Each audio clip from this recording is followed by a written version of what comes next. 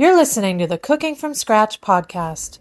In this episode, I chat with mindful eating expert Jaye Houston, who helps her clients break free of emotional eating and ditch the diet mindset.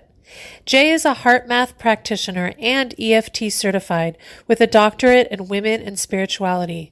Initially a weight loss coach, she realized lasting change requires a holistic approach focused on mind, body, and soul, which she now teaches to individuals and groups, helping them achieve deeper healing and well-being.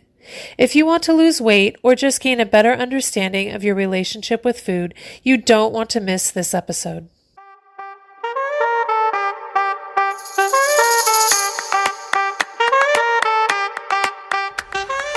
Hi, I'm Aaliyah Iden, and with over 15 years of cooking in professional kitchens and at home for my family, this is the first non-cooking cooking podcast that shares how to make cooking easier so you can feel inspired and motivated to cook in the midst of your busy life.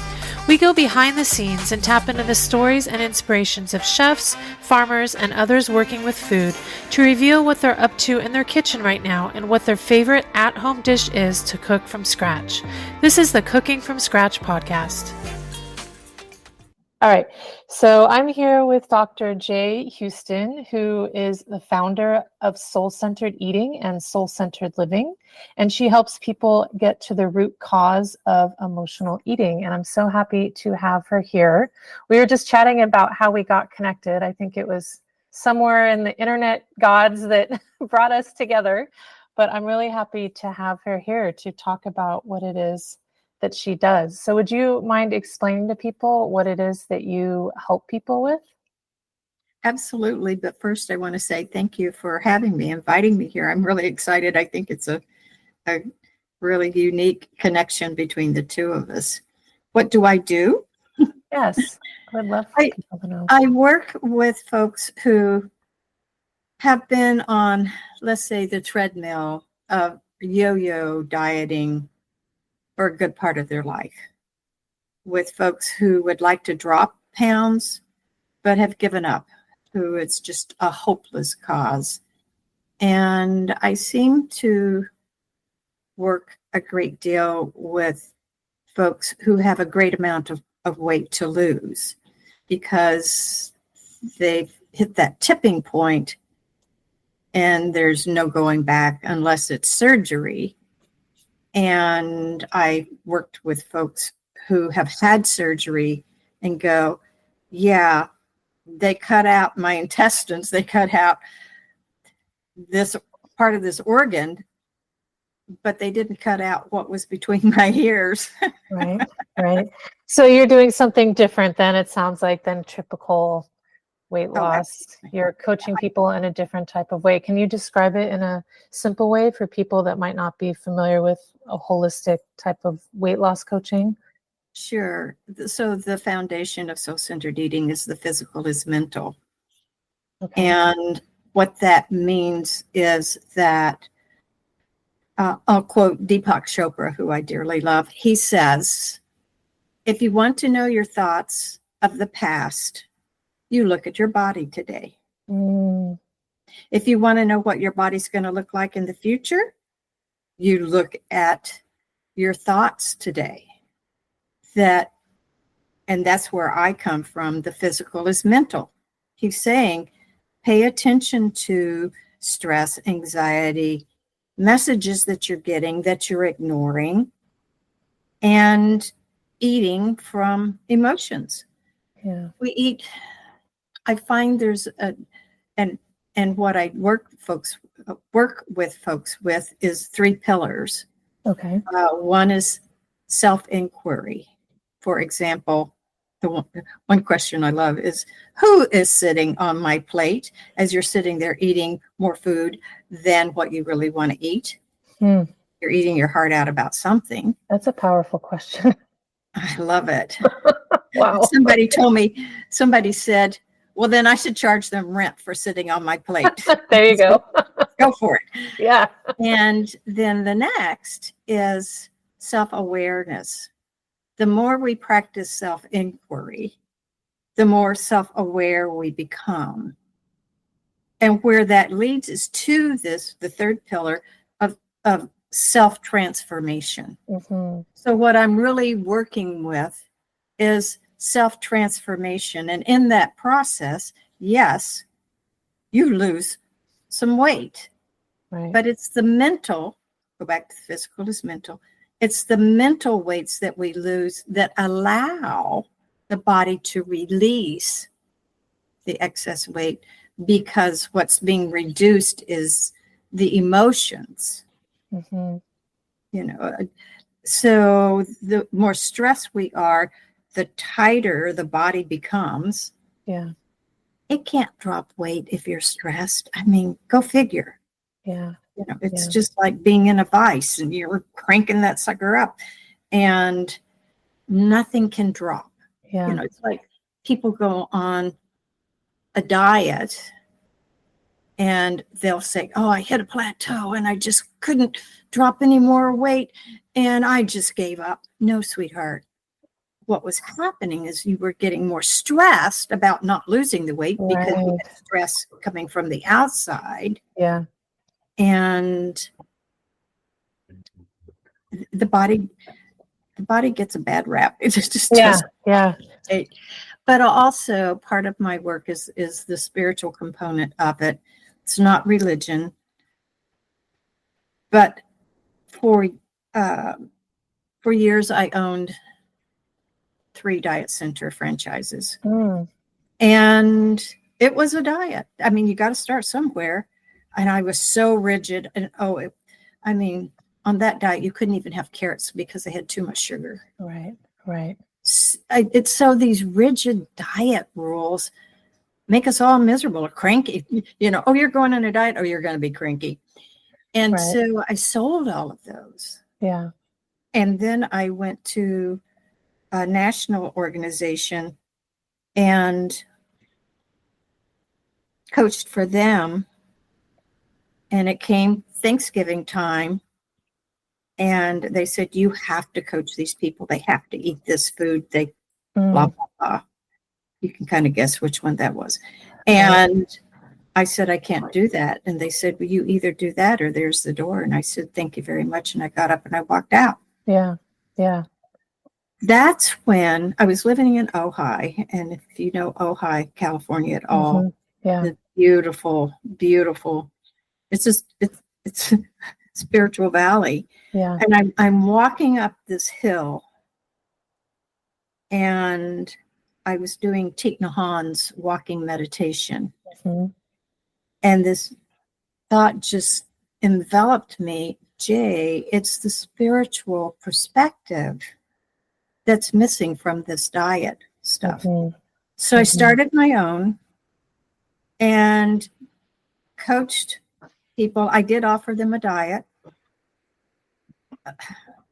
And they did lose weight. But I think the most powerful moment of that whole time was a woman came in and she said, Jay, I hate to tell you, but we're moving. But I want you to know, yes, I've lost weight. Not all that I wanted to, but I have never been happier in my life. Oh. And I still get tears in my eyes. I Yeah. can still see her face. And I just said, yes. Yeah. So I know from a holistic perspective, mind, body, soul, there's something really powerful to that. Absolutely. The reason I wanted to have you on is because cooking itself for me has been a really spiritual experience since I figured out how to do it at age 15 from a health diagnosis. That is why I started cooking. So I was told you have this health issue, you need to change your diet. And so I got really into cooking. And it was at that point that I really realized that connection between really the act of cooking, but also obviously eating and spirituality and its ability, cooking and its ability to heal us. Because that's basically, as a 15-year-old, what I did. I was changing my diet because I was told to eat less sodium. So I cut out canned soups basically and things that had really high sodium in them and started making them myself. And then I realized, oh, actually, I really love cooking, and off went my career in working with food for a really long time. So I think there's not really any clear delineations necessarily, or I guess this is my question for you. in your experience, how does cooking fit into all that? Because what you're talking about a lot is eating, and the people that you work with. Do you ever use cooking as a way to get back reconnected with yourself? Or is that something that's kind of in a different wheelhouse behind a different door? Is that a different thing? Because I'm sitting here going, wow, I consider cooking a spiritual experience every time. And cooking itself is transformational. You're transforming the food. But I would argue that at the end of every session of cooking, I've transformed into somebody else, whether or not I notice that or not, right? Whether or not my self-awareness, my self-inquiry has been strong. But I've been doing this for 30 years now, right? Yeah. And so I guess that's my question to you is, with cooking and this kind of spiritual experience and helping people heal eating, is that an essential, heal with eating, is that an essential part of it, or not necessarily? Or Well, I can answer you in two ways. please. I don't really talk a lot about food with my clients. Uh-huh. We talk about it, but not that much. Or we might get excited at a moment and say, "Oh," somebody might say, "Oh, I cooked such and such," and I go, "Oh, what was that like?" or something like that. Yeah. I will kind of point to my being a kid and my starting to cook. I was thinking about that, and only cooked 3 things when I was a kid: Yeah, let's hear it. cinnamon toast, Yes. Oh, yes. I love toast. baked potatoes. And I lived in Texas as a kid, and there was no microwave. You turned the oven on to cook a baked potato. Right. My mom was at work, or she would have yelled at me for turning the oven on. And look at all the carbs, and potato soup. Right. So in talking about the transformation, I remember with the cinnamon toast and the baked potato, I get to eat what I want to eat, and nobody's going to make me. I was a really skinny kid, but I ate what I wanted to eat. But I also ate what I wanted to eat when I went to my grandfather's grocery store, because he let me eat candy and ice cream and anything I wanted. But the emotional part of food came for me when I was 14. Okay. And I can still see myself standing there making potato soup for my dad, who was in bed ill. Right. He had been to the doctor that day, and they thought, "Oh, he's got a bug, or he's got a flu, or he's got something or another." So I went in and started making this potato soup. And lo and behold, my mom came home from work. The next thing I know, an ambulance is at the front door.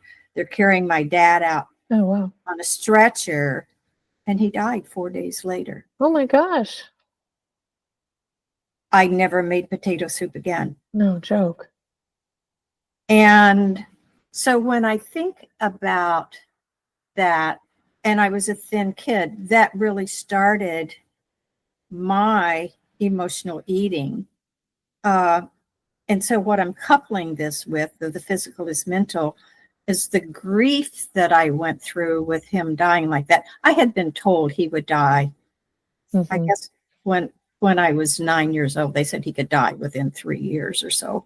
So I had lived with knowing he could die, but at the same time, to actually be in the throes of it is this whole nother thing. Absolutely. So I started eating, and I didn't stop. Remember those Pillsbury's biscuit rolls with the cinnamon and the icing on top? Yeah. But I could plow through a can of those. Yes, my mom would have one, and my cousin would come over. He'd eat 2. and I would end up eating the rest of that can. Right. So I think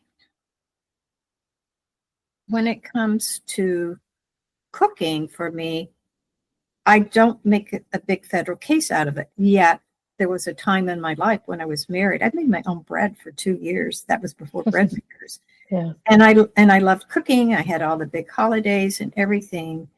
And my point in going through this whole kind of quick process is to say what I have learned out of that is that we assign meaning to food. Mm-hmm. Yeah. That is such a So, perfect segue into my next question. oh, That is good. so powerful. Because Yeah, what I was going to ask, so I've in the last couple of years, I've really started with the protein-centered eating for my age and everything. It's like, eat more protein. I'm like, okay. And I feel better. I feel way better than I ever have. But then I think a lot about, and I've never been a person to diet. I don't have a scale, all that stuff. I'm really wary of falling into a certain mindset, right?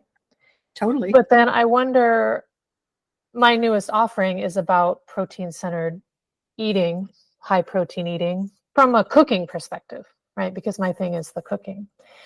But I'm wondering, is there a healthy mindset way to adopt a particular diet? You're like, I want to eat high protein, but that doesn't mean demonizing carbs. That doesn't mean demonizing all these things. It just means I'm eating high protein. And that's what I'm doing. This is a really selfish question. Like, how do you explain that to people? Or if people coming from a mindset of, oh, carbs are bad then. And I'm like, no, that's not what I'm saying.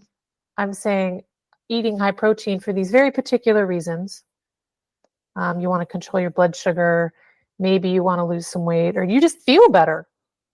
Or Mhm. you just, that at a certain age, you're trying to build muscle and you know that having more protein in your diet will help you with that type of thing. So what's a healthy mindset way to follow a particular diet that's not assigning meaning to food, like you said? There are, pardon Yeah. me, there are no good food, bad foods. They're just food, Right. It's right? just food. Yeah, It's exactly. just, I think we make a federal case out of food. Yeah, I really I do. mean, I get tickled with when I talk to somebody that's a real foodie, Right. you know, Right. Right. and I have family members that are real foodies. Yeah. And I'm going, oh my God. And I just kind of sit there and watch the movie. What Right. is the movie? Right? Absolutely. Absolutely. Oh, Yeah. that's their food mood. Yeah. Mood and movie. Yeah. Yeah. Yeah. So I think,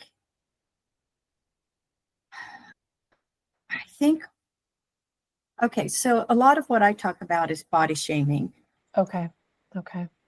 And I think we can food shame people too. Mm-hmm.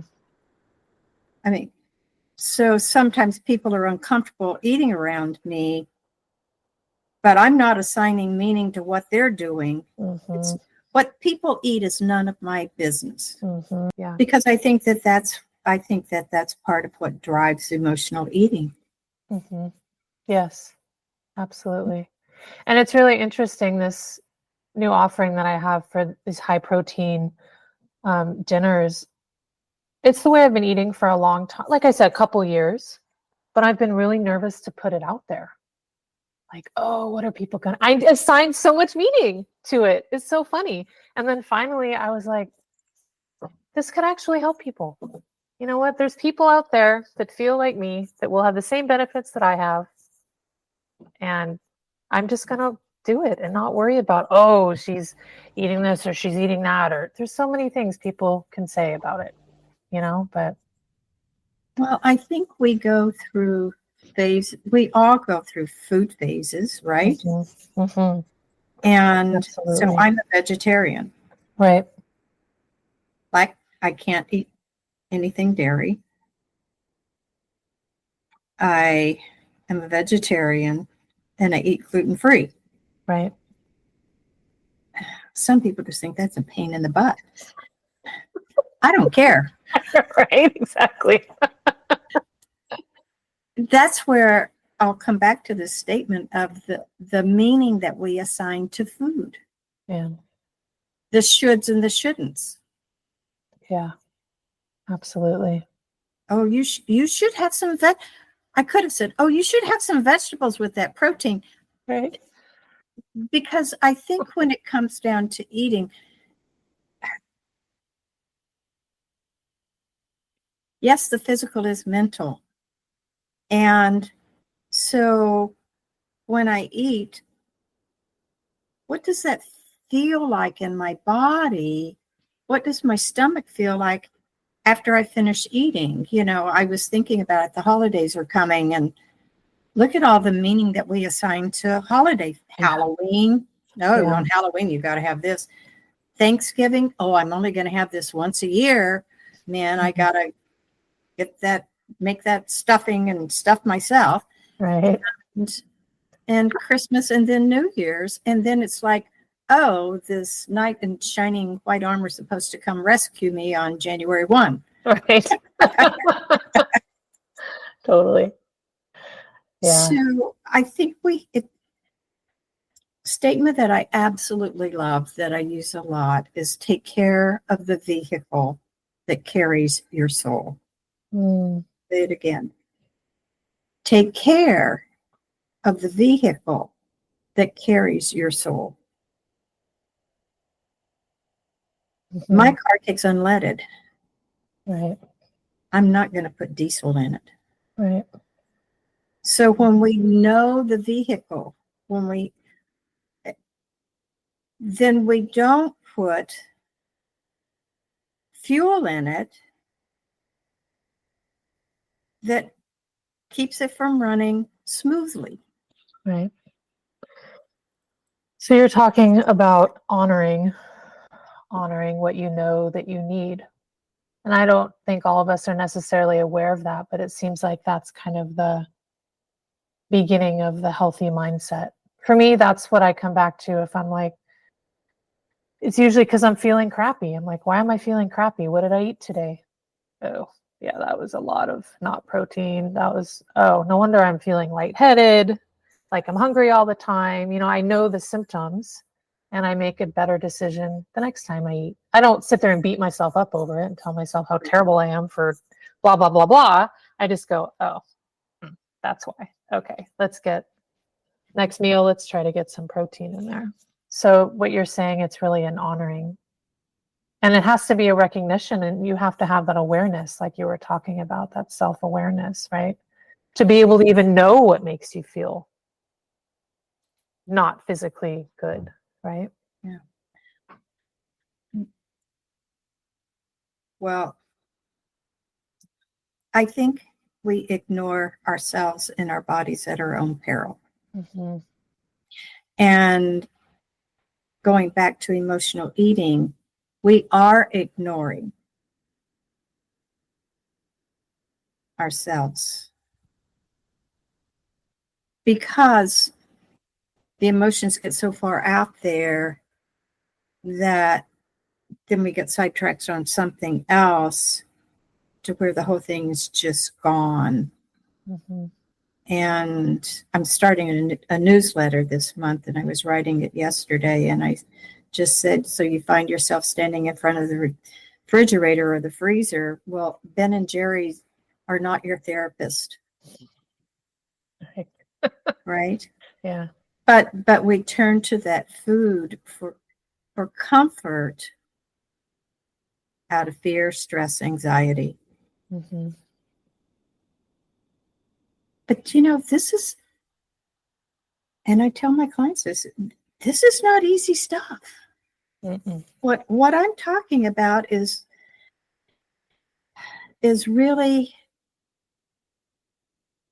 coming to allow, who was it? Was it Emerson that talked about the imprisoned splendor? Mm-hmm. Allowing the imprisoned splendor to emerge from you, this gorgeous, beautiful soul that you are, that's been buried in food. Mm-hmm. Just buried in food. Yeah. And so I'll go back to my eating out of grief when my dad died. Yeah. That started my emotional eating pattern, my whole decades of yo-yo dieting. And it was, like 15 years ago that I really had, through some really great coaching,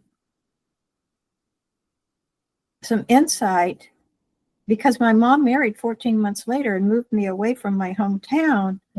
She said, you lost both parents. You lost your mom because she was busy with your stepbrother and trying to get used to a new husband. And I got lost. Yeah. And so when I work with folks, I'm looking at, what's lost inside you? Where's that vibrant, beautiful soul that you are? That's what's seeking the light, to see how beautiful we really are. But we don't realize that we are feeding that grief or that emotion to the degree we are. Absolutely. Yeah. And I think that gets passed from generation to generation. For me, I've realized that the emotional eating, I don't remember the exact moment that it started, but I do know that I've been doing it as long as I can remember. Right. I mean, that's pretty common for people to comfort themselves with food. Right. And if that was something that your parents did for you, oh, you're sad. Oh, you're this. Let me make you or how about we have some, it just starts really early on. It really takes a deep level of, oh, geez, it's a pattern and a habit you just kind of live out without even thinking about it. Mother I foods. would say, what is that? Mother foods? Yeah. Mother foods? Oh, you dear sweet, you and your boyfriend broke up. Oh, let's make cookies. Right, exactly. And assigning meaning to that food, then those cookies equal comfort, right? Yep. Instead of, like you're saying, the emotions are out here, you're not feeling them inside and really addressing the emotions themselves. Yeah. Right? Yeah. I love that. So, we were going to talk about, maybe this is related, I'm not sure. Why don't people like to cook? What do you think? What is your observations in all this? It's a big one. Yeah. So when I look at it, Yeah. and I've tried to trace back, but I really think it hasn't gone away. But look at your life before COVID. Mm-hmm.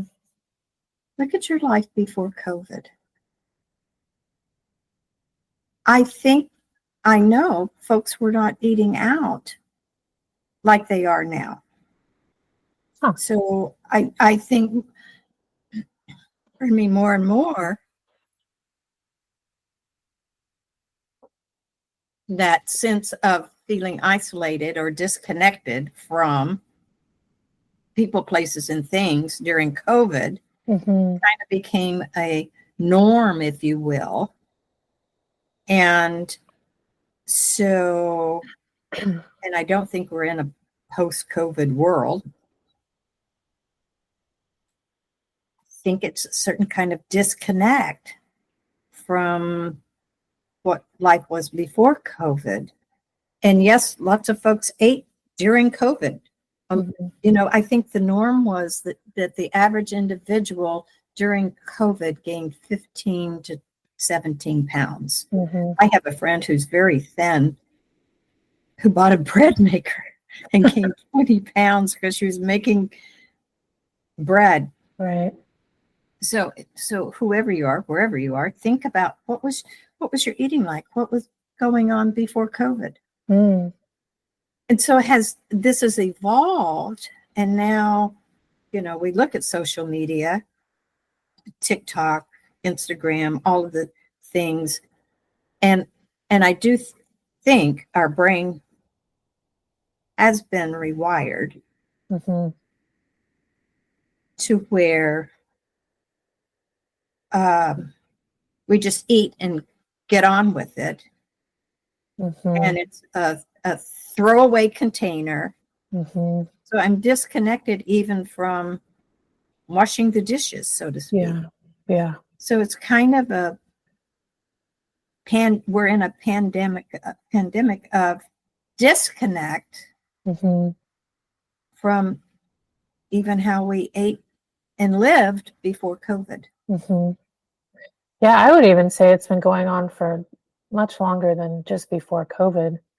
I mean, people not cooking at home because of they don't know how, or it's too inconvenient, or they don't have the desire. I mean, it's just so easy to eat food that you don't make yourself, right? Well, and so I'm going to kind of take this and run with it. One of the things that I saw, oh God, decades ago, was a movie titled Like Water for Chocolate. Yeah, I remember that one. Yeah. And then comes the Johnny Depp movie of Chocolat. Yes. Yeah. Yeah. So see if you can hang here with me, but this is how I've looked at it, is that the mind that prepares, the emotion that prepares your food, and I'm looking at food and everything as energy, is the energy we ingest into our body when we eat.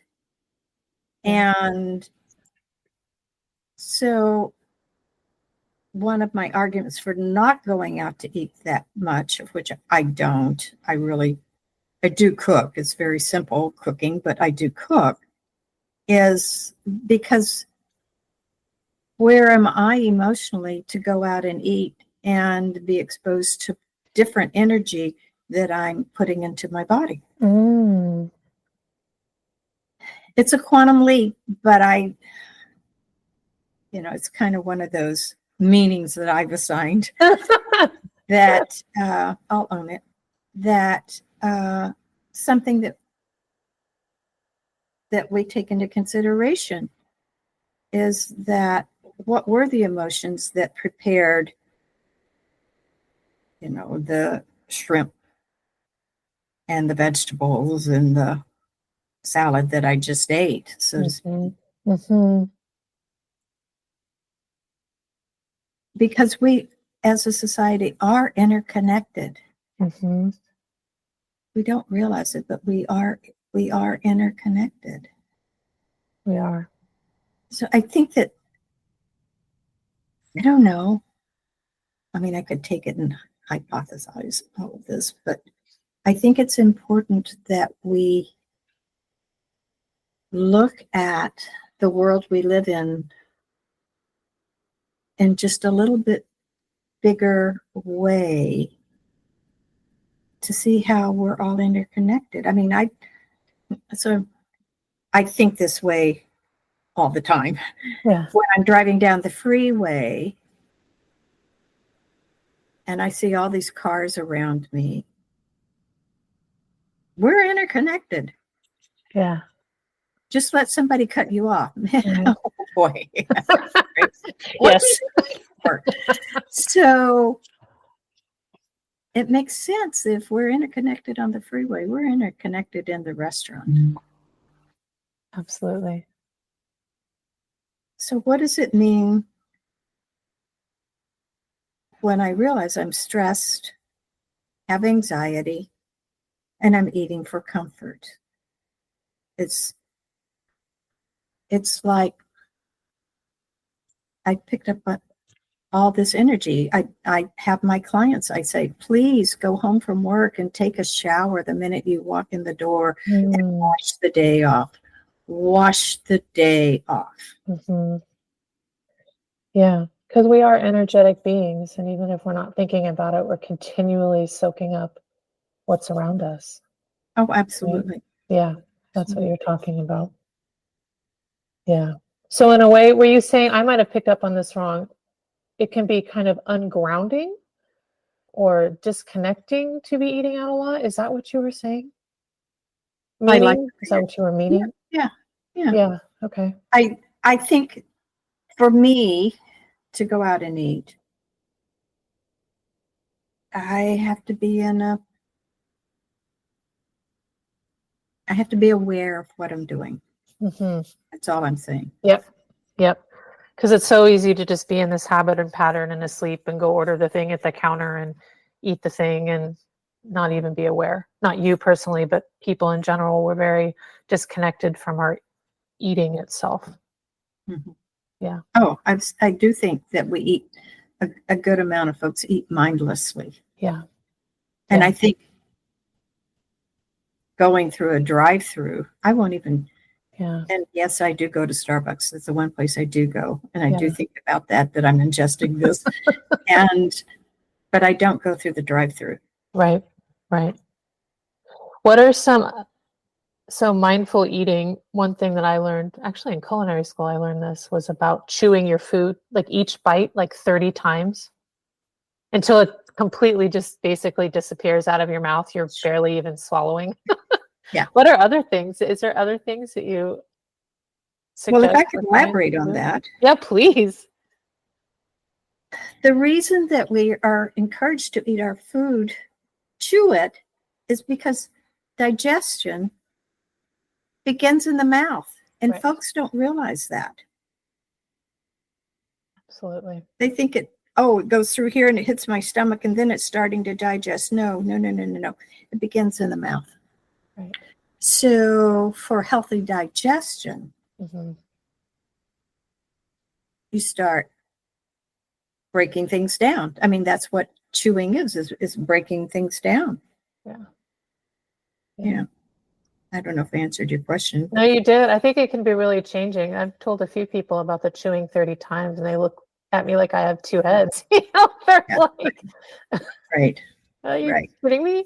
But it really forces you to slow down and be aware of what you're doing. Well, I think another thing is, are you able, not if you're able, are you mindful enough to put your fork down when you're eating? Right. It's hard to let go of that fork. This sucker here. Just shovel it in. Let's do it. Get it done.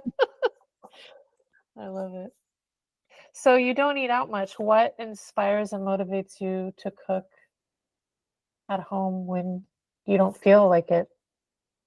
Is there anything particular? Yeah, I don't want to go out. Yeah, right? Like, well, I got an option. You be hungry? Yeah, I just keep it simple. Yeah. I just keep it simple and don't make a federal case out of it. What can I cook that doesn't create a lot of dishes to wash? Yeah, absolutely. Yeah. And what's it going to feel like after I eat it? Yeah. I think if folks could ask that question, okay, I mean,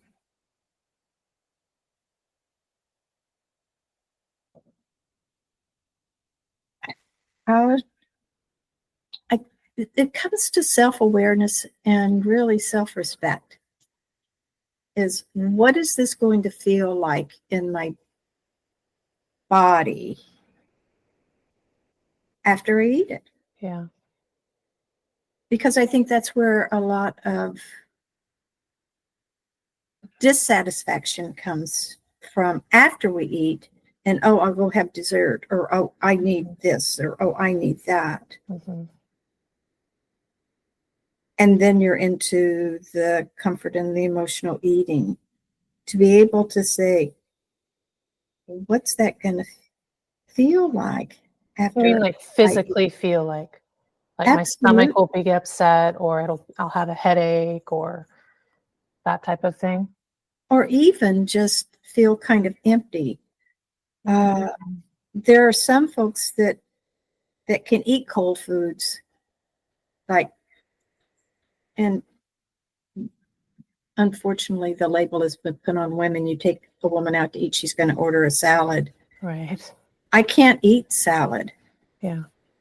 Because I need warm foods, temperature-wise warm food, for me to feel satisfied. So whatever meal I eat, it's always got something cooked and warm. I remember one time I went for an acupuncture appointment, and I'd been going to him for quite a while, and I'd stopped at the smoothie place because I hadn't had time to eat. Yeah. And I get this beautiful green smoothie, and here's $10 of whatever. Right. And I walk in this office, and he goes, "Oh, here, let me take that for you." And he takes my drink, and as though he put it in the fridge in the other room. Oh. And I left, and I'm going, he never gave me back my smoothie. Well, because he knew I shouldn't. You didn't want me eating cold foods. Yeah. I love that. That's too funny. And I still go to him. He's awesome. Yeah, that's great. Yeah, I don't think people realize, for me, ice cream, I can't eat ice cream at all. It gives me an immediate gut ache, partly because of the dairy, but partly because of the cold. Mm-hmm. Yeah. That's so interesting. But isn't it beautiful that you know your body? I mean, the more I listen to you, Absolutely. You're in tune with your body, you know your body. Yeah. I mean, it was how I came to cooking, right, in general. So I come to cooking through this wellness avenue, and sure, I can eat terrible food that makes me feel terrible, but then, like you said, I'm not honoring myself. I don't feel great about myself. And it's a spiral, right? So I just love, for me, cooking is an avenue of sovereignty for your health, right? So it's ability to control what you put into your body in a very meaningful type of way, and not, when I say this, I think people misconstrue it as like what I should be eating kind of way, like a guilt-centered way. And I'm like, no, that's not what I'm talking about. I'm talking about honoring your body, but also being compassionate. If you didn't eat the thing that made your body feel bad, that's okay. Like, the world's not going to end. You don't have to beat yourself up. You can maybe look at why you did or didn't, but there's no reason to eat the thing that made you feel bad and then feel terrible about it. Because then I think that's the spiral, See, that's where I would walk through steps of self-inquiry. Yeah. Because there's something eating at you, or you wouldn't have eaten that way. Right. Yeah. I love that. Is there a simple, I know this is more in depth than I'm going to ask, but a simple way for people to start self-inquiry if they're listening to this and they're like, they are speaking a foreign language, but I am interested in what they're saying. Is there a simple way to start self-inquiry? Or is it what you just said? Why am I eating what I'm eating? Or is it noticing how you're feeling? What is it that people can? Well, I rarely ask why. You what? You rarely ask why. You rarely ask why? Why usually doesn't get a true answer. Okay. It's like the bug flapping across the lake, Right. Well, so I think to begin self-inquiry, Byron Katie is really great at self-inquiry. I mean, she just plows through it. But that's her work. Yeah. And for me, self-inquiry, if somebody wants to start there, they have to realize what I'm doing in life right now isn't working for me. What step can I take that will take me to a place of thriving instead of surviving? How do I get off this treadmill? Yeah. But you have to be at that place to be ready to explore, to excavate all of these stuffed feelings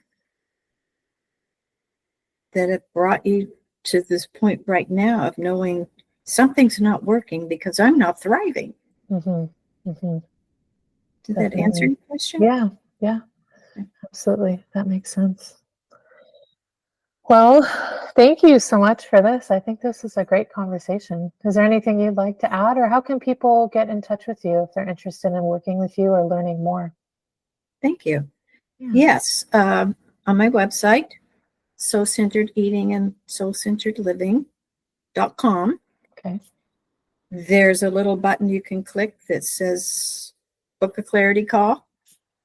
It's a free 30-minute conversation with me. I'm happy to explore what's going on with you. Maybe we work together, maybe we don't. Maybe it's a fit, maybe it's not. And that's the best way. They can follow me on Instagram. Yeah. I love the things you say on Instagram. You're always sharing little nuggets on there that are just great.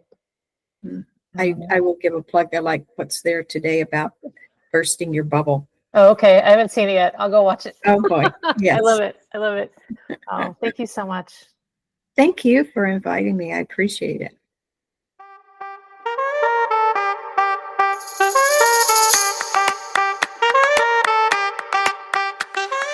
Thank you for listening to this episode from start to finish.